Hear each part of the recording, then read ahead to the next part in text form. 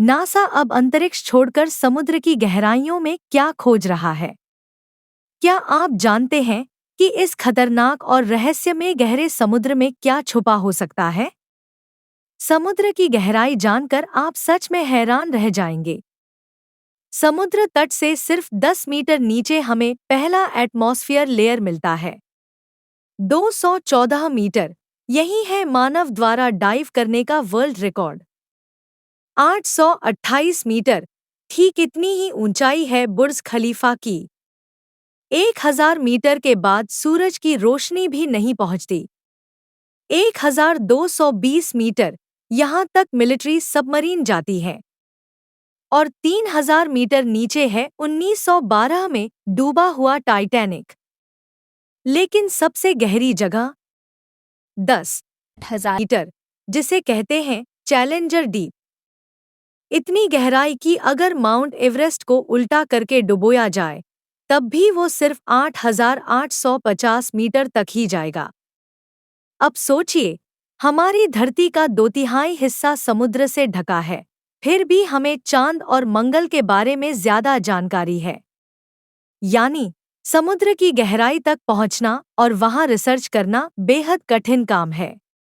तो आइए जानें, नासा क्या सोच रहा है।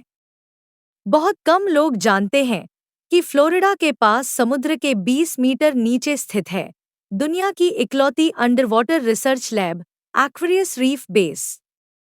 हर साल नासा के 5-6 वैज्ञानिक और एस्ट्रोनॉट्स हफ्तों तक यहां रहते हैं। इस मिशन का नाम है नीमो और इन समुद्र विज्ञानियों को कहा जाता है एक्वानॉट्स। लेकिन सवाल ये है कि नासा, जो एक स्पेस एजेंसी है, वो समुद्र के नीचे क्या कर रही है? क्या नासा को समुद्र की गहराई में एलियन जीवन के संकेत मिले हैं? या क्या कोई भविष्य का खतरा है जिसे नासा पहले से पहचानने की कोशिश कर रहा है?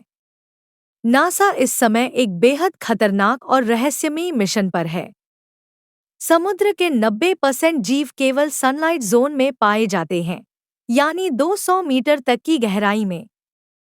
क्योंकि जितनी गहराई बढ़ेगी, प्रेशर उतना ही खतरनाक होगा। और नासा तो जा रहा है उससे 10 गुना गहराई तक।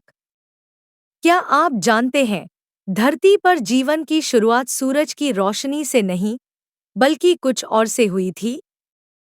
हम मानते हैं कि बिना सूरज के जीवन असंभव है, लेकिन सच्चाई यह है कि बिना ऊर्जा के जीवन असंभव है। और सूरज ऊर्जा का एकमात्र स्रोत नहीं है। इसीलिए नासा अब समुद्र के उस विशेष जोन में जा रहा है जहां जीवन की पहली शुरुआत हुई थी। इस गहराई को कहते हैं Hito zone. यह समुद्र का सबसे निचला हिस्सा है, समुद्र की फ्रिश यानी सी फ्लोर तक फैला हुआ।